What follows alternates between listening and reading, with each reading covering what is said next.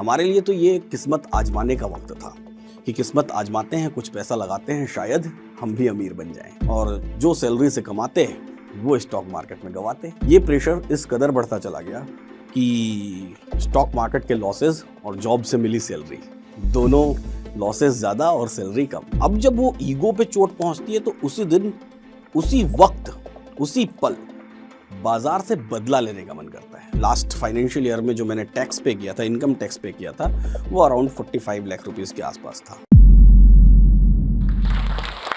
सभी को नमस्कार है, सभी को अभिनंदन है। कैसे हैं सभी लोग? उम्मीद करते हैं सभी लोग अच्छे हैं और जीवन का आनंद ले रहे हैं। मेरा नाम है डॉक्टर विनय प्रकाश तिवारी और मैं बेसिकली वाराणसी उत्तर प्रदेश से हूँ। मैं फाउंडर हूँ इन्वेस्टिंग डैडी का, मेरे स्टार्टअप का, और मैं इन्वेंटर हूँ एलटीपी कैलकुलेटर का।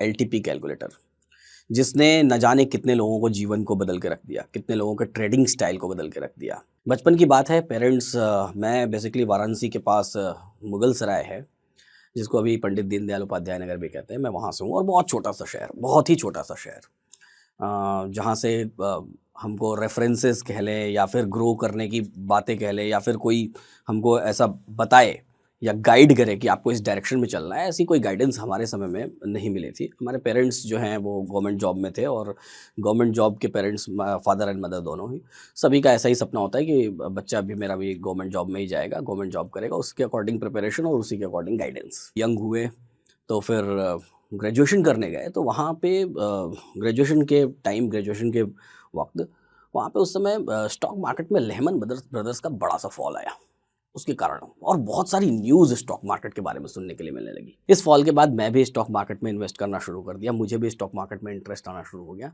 और ये इन्वेस्टमेंट कैसे शुरू हुए कि डीमैट अकाउंट ओपन करके छोटे छोटे पैसे लगाने शुरू कर दिए। प्रॉफिट एंड लॉसेस ऐसे तो हमेशा ही होते रहते थे, लेकिन इंटरेस्ट इस कदर बढ़ा कि धीरे धीरे मैं ग्रेजुएशन के वक्त ही एक डीलर के यहाँ, डीलर हुआ करते थे उस समय, डीलर मतलब ब्रोकर्स के यहाँ लोग बैठ के ट्रेडिंग किया करते थे। तो वाराणसी में ही एक डीलर के यहाँ मैंने एक जॉब कर ली, एज अ सब ब्रोकर के यहाँ जॉब कर ली एज अ डीलर। वहाँ मेरा काम क्या होता था, मैंने काम सीखा, वहाँ मेरा काम होता था सौदे लगाने का। सौदे लगाने का मतलब लोगों के ऑर्डर पंच करने का। लोग आते थे, अच्छे लोग आते थे, बड़े लोग आते थे और उनके ऑर्डर में पंच किया करता था।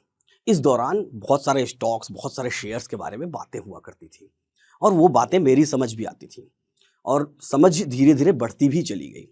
और साथ में मेरी ट्रेडिंग तो साथ में बढ़ती ही चली जा रही थी, क्योंकि दैट टाइम मुझे कैलकुलेशंस का अंदाज़ा नहीं था कि स्टॉक मार्केट में बहुत सारी कैलकुलेशंस हो सकती हैं। हमारे लिए तो ये किस्मत आजमाने का वक्त था कि किस्मत आजमाते हैं, कुछ पैसा लगाते हैं, शायद हम भी अमीर बन जाएं। तो इस तरीके से पैसा इन्वेस्ट करते चले गए और जो सैलरी से कमाते हैं वो स्टॉक मार्केट में गवाते हैं और यही चलता रहा। हाँ, कभी कभी ऐसा कई बार होता था कि जो लोग आते थे, बैठते थे, साथ में सामने बैठे रहते थे, ट्रेड पंच कर रहे हैं, उनको मैं कई कई सजेशंस देता था, तो वो सही भी होते थे। तो वो बातचीत और लंबी चलने लगी। स्टॉक्स के बारे में जानकारी, शेयर्स के बारे में जानकारी या फिर किसी पर्टिकुलर कंपनी के बारे में जानकारी और उसके बारे में न्यूज़ खंगालना और उसके बारे में समझना, ये आदत सी बन गई। धीरे धीरे समय बीतता चला गया और पैसा ऐसे ही गवाते चले गए। अर्ली एज में शादी भी हो गई, जिसके कारण रिस्पॉन्सिबिलिटीज़ बहुत सारी आ गई। इन रिस्पॉन्सिबिलिटीज़ के कारण पैसा कमाने का प्रेशर और बढ़ता चला गया। ये प्रेशर इस कदर बढ़ता चला गया कि स्टॉक मार्केट के लॉसेस और जॉब से मिली सैलरी, दोनों लॉसेस ज़्यादा और सैलरी कम, और समय बीतता चला गया। लॉसेस कैसे होते हैं? लॉसेस ऐसे होते हैं कि एक कोई भी आम आदमी, जैसे मैंने ट्रेड करना शुरू किया, मैंने कोई एक ट्रेड लिया। इस ट्रेड में मैंने स्टडीज़ के दौरान समझा कि रेजिस्टेंस एंड सपोर्ट होते हैं, तो शायद ये थोड़ा टेक्निकल हो जाए, लेकिन फिर भी रेजिस्टेंस एंड सपोर्ट होते हैं। तो हमने सपोज़ करिए किसी सपोर्ट से ख़रीदारी की। सपोर्ट तो देखने से पता चल जाता है, खबरों में पता चल जाता है, या फिर किसी भी कोई हमको बता देता है, या फिर कुछ ट्रेंड लाइन्स, ऐसे छोटे छोटे टेक्निक्स, टूल्स हैं जिनसे पता चल जाता है। तो हमने ख़रीदारी की। तो लॉसेस से ज़्यादा घर दिमाग में हमारा ईगो और हमारे इमोशंस करते हैं। जब मैंने कोई एक ट्रेड इनिशिएट किया, उस पर्टिकुलर ट्रेड में लॉस हुआ। लॉस होने के बाद ये लॉस का जो पैसा गया ना, उसका गम है। गम किस बात का है? गम है हमारे ईगो का, कि हमने जो सोचा वो सही नहीं हुआ, वो गलत हो गया। अब जब वो ईगो पे चोट पहुंचती है तो उसी दिन, उसी वक्त, उसी पल बाजार से बदला लेने का मन करता है। और जब बाजार से बदला लेने का मन करता है तो क्या होता है? दोबारा वापस से ट्रेड इनिशिएट करना कि कैसे नहीं होगा, और वहाँ पे दोबारा से लॉस, और ये लॉस धीरे धीरे धीरे धीरे करते करते छोटे छोटे करते करते कब बड़े हो जाते हैं और कब हम डीप लॉसेस में चले जाते हैं, हमको इस बात का तो पता ही नहीं लगता। समय बीतता चला गया और स्टॉक मार्केट के बारे में रिसर्च बढ़ती चली गई। During that period bank Nifty के ऑप्शंस इंट्रोड्यूस हुए, तो उसमें मेरा थोड़ा सा इंटरेस्ट बढ़ा, ऑप्शन चेन में थोड़ा सा इंटरेस्ट बढ़ा कि ऑप्शन चेन को समझा जाए कि ऑप्शन चेन किस तरीके से काम करता है, और मैंने उसकी स्टडी शुरू की। कई तरह के लोगों की स्टडीज़ को मैंने पढ़ा भी, समझा भी, जाना भी, और इन स्टडीज़ को समझने और जानने के बाद मुझे इस बात का एहसास हुआ, मतलब मैं गैम्बलिंग से अब कैलकुलेशंस की तरफ कन्वर्ट हो रहा था, कि जो मैं अभी तक ट्रेडिंग कर रहा था वो मैं गैम्बलिंग वाली ट्रेडिंग कर रहा था, कि कुछ भी पैसा लगाया और कुछ भी, कभी प्रॉफिट हुआ कभी लॉस हुआ, वो चल रहा था धीरे धीरे। लेकिन कैलकुलेशंस को समझना और कैलकुलेशंस को समझ के ट्रेड करने का धीरे धीरे मुझे अंदाजा लगना शुरू हो गया था, और धीरे धीरे इस बात का भी पता चल गया था कि स्टॉक मार्केट सिर्फ गैम्बलिंग नहीं है, क्या स्टॉक मार्केट गैम्बलिंग है ही नहीं, बल्कि ये तो कैलकुलेटेड रिस्क मैनेजमेंट की एक पूरी प्रणाली है। फिर वहाँ से असल शुरुआत हुई, जितनी भी थ्योरीज मैंने दी हैं उन थ्योरीज को डिराइव करने की या उन थ्योरीज को समझने की। एक वक्त बीत गया, एक अरसा बीत गया, लगभग 2.5 साल 3 साल, जो कि कह सकते हैं कि एक कमरे में ही बीत गया या एक जगह पे ही बीत गया, सिर्फ इस बात की रिसर्च करते हुए कि कैसे होता है ये सब कुछ। इस दौरान फैमिली का प्रेशर बहुत ज़्यादा था, इसलिए ज़्यादा था क्योंकि बच्चे धीरे धीरे बड़े हो रहे थे और पैसा कमाना ही था, इसके अलावा और कोई रास्ता हमारे पास था नहीं। तो समय बीता, प्रेशर इतना कि फैमिली से ऐसे प्रेशर आते थे कि भाई आपको जॉब करनी चाहिए, नौकरी करनी चाहिए, क्योंकि लोगों को ऐसा लगता था कि मैं खाली बैठा हुआ हूँ, मैं कुछ नहीं कर रहा हूँ, या फिर मैं जुआ खेलने की कोशिश कर रहा हूँ, इवन देन मेरे पास पैसे नहीं।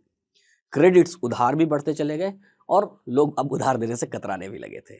तो ये समय ऐसा था, लेकिन मेरी थ्योरीज पर मेरी रिसर्च चलती रही, और ये रिसर्च मुझे इस कदर लेकर के आ गई कि मुझे अब अपनी थ्योरीज पर भरोसा होने लगा था, क्योंकि अब जो मैं ट्रेड्स इनिशिएट करता था छोटे छोटे, उन ट्रेड्स में मुझे प्रॉफिट होने लगा था। कैसे हुआ इसके बारे में थोड़ा सा मैं बताना चाहूँगा। पहले क्या होता था, मैं किसी रेजिस्टेंस से ट्रेड लिया, मैंने बिकवाली की, बाजार क्या होता था, अपने स्टॉप लॉस, मैं एक स्टॉप लॉस सोचता था और बाजार क्या होता था उस स्टॉप लॉस पे चला जाता था, मेरी पोजीशन स्क्वायर ऑफ हो जाती थी, मुझे लॉस हो जाता था। मुझे कभी इस बात का अंदाजा ही नहीं लगता, समझ ही नहीं आता कि आखिर बाजार को पता कैसे चलता है कि मेरा स्टॉप लॉस इस जगह पे है। अच्छा, कुछ बार ऐसा भी होता था कि मैं स्टॉप लॉस लगाता ही नहीं था, मैं सोच के रखता था कि यहाँ पे स्टॉप लॉस स्क्वायर ऑफ करूंगा। ऐसे केस में क्या होता था, मार्केट वहां जाता था और बहुत देर तक स्ट्रगल करता रहता था, तब तक स्ट्रगल करता रहता था जब तक कि मैं उस पोजीशन से निकल ना जाऊं, और जैसे ही मैं निकला वैसे ही बाजार वापस डाउन मेरे फेवर में, लेकिन मैं उसका फायदा नहीं उठा पाता था। कई बार तो ऐसा हुआ कि मैंने अपने दोस्तों को बताया कि भाई देखो, बाजार यहाँ से रिवर्स होकर ऊपर चला जाएगा। मैंने भी उस सपोर्ट से ट्रेड लेने की कोशिश की, और मैंने जब ट्रेड लिया तो चूंकि दोस्त तो नए थे, उन्होंने उस इमोशंस को नहीं समझा और वो प्रॉफिट कर गए। मैंने ट्रेड लिया, बाजार थोड़ा नीचे आया, वही स्टॉप लॉस वाली कहानी। तो इस बात को समझना मेरे लिए बड़ा मुश्किल हो गया था, और मैंने जो ड्यूरिंग 3 इयर्स रिसर्च की उस दौरान, उस 3 साल बंद कमरे में, वो रिसर्च इसी बारे में थी कि बेसिकली ये होता क्यों है। तो थ्योरीज को टेक्निकली अगर देखा जाए तो टेक्निकली थ्योरीज तो मैंने बहुत सारी दी, बट द थिंग इज कि इमोशंस पे कंट्रोल की बात वहीं से मुझे समझ में आई कि उस दौरान जब बाजार उस फेज में जाता है तो वहाँ पे हमको अपने इमोशंस को कंट्रोल करके रखना होता है, और वहीं से जन्म हुआ एलटीपी कैलकुलेटर का, वहीं से कैलकुलेशंस का जन्म हुआ, वहीं से जन्म हुआ रिस्क के मैनेजमेंट का। मुझे ये बात समझ में आई कि ट्रेडिंग कैसी होती है। ट्रेडिंग हमेशा अपनी औकात के हिसाब से, अपनी रिस्क के हिसाब से करना चाहिए, ना कि उधार लेके करना चाहिए, ना कि क्रेडिट पे करना चाहिए, ना कि मार्जिन पे करना चाहिए। और ये बातें धीरे धीरे आगे बढ़ने लगी, लेकिन वक्त ऐसा आ गया था कि थ्योरीज सामने हैं जिन पे मैं छोटे छोटे ट्रेड्स कर रहा हूँ और छोटे छोटे पैसे भी बन रहे हैं, लेकिन वो इतने एनफ नहीं है जो मेरे क्रेडिट्स को भरपूर वापस से डेट ऑफ कर सके, वापस से उनको भर पाऊँ मैं। अब समय ऐसा आ चुका था जब, जिसको कहते हैं एकदम चरम पीक, जहाँ पर मुझे डिसीजन लेना था कि या तो ये सब कुछ छोड़ के अब मुझे नौकरी करनी है, या तो वो स्टॉक मार्केट में कहीं से मुझे पैसा मिल जाए, वो पैसा मैं लगाऊं और अपनी थ्योरीज पे भरोसा करूं और सारे क्रेडिट्स को ख़त्म करूं। इस दौरान साथ देने वाला कोई नहीं था, रिलेटिव्स जो पहले उधार दे चुके थे अब देना नहीं चाहते थे। तो फिर से काम कौन आई, काम आई पत्नी जी। उन्होंने उठाए अपने सारे गहने और उन्होंने कहा कि ये फाइनल ट्रस्ट आप पे करती हूँ, ये सारे गहने बेच दो और जो पैसे आते हैं लगा दो स्टॉक मार्केट में। गहने कौन से? शादी वाले, जो कि एक औरत के लिए सबसे इम्पोर्टेंट चीज़ होती है उनके लाइफ में। उन्होंने सपोर्ट किया।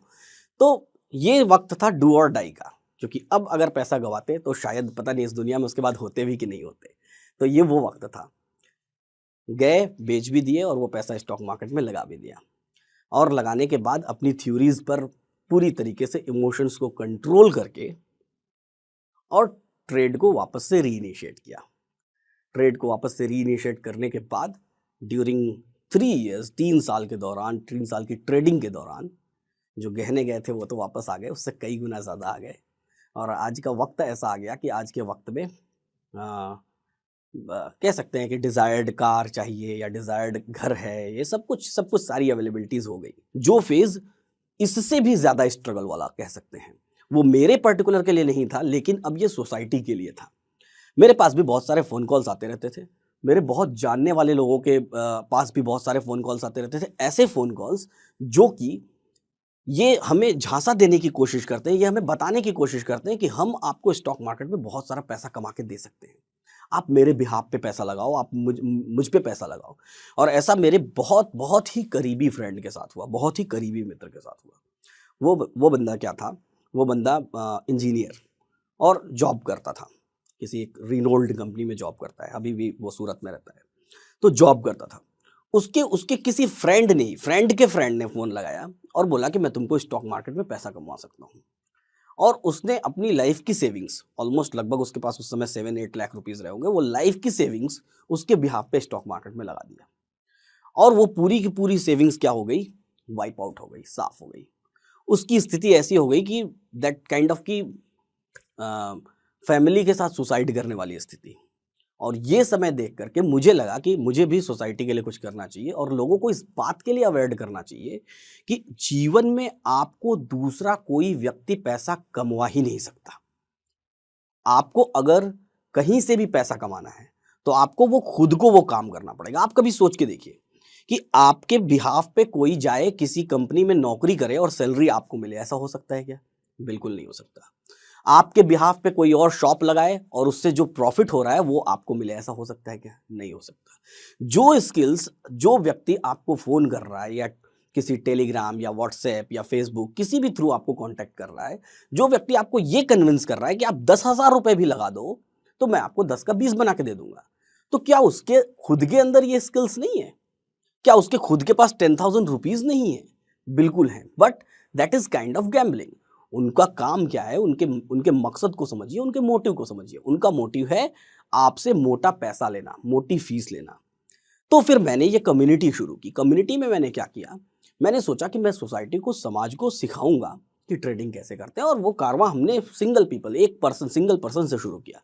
एक व्यक्ति के साथ मैं शाम को 2.5 घंटे बैठना शुरू हुआ कि मैं सिखाऊंगा।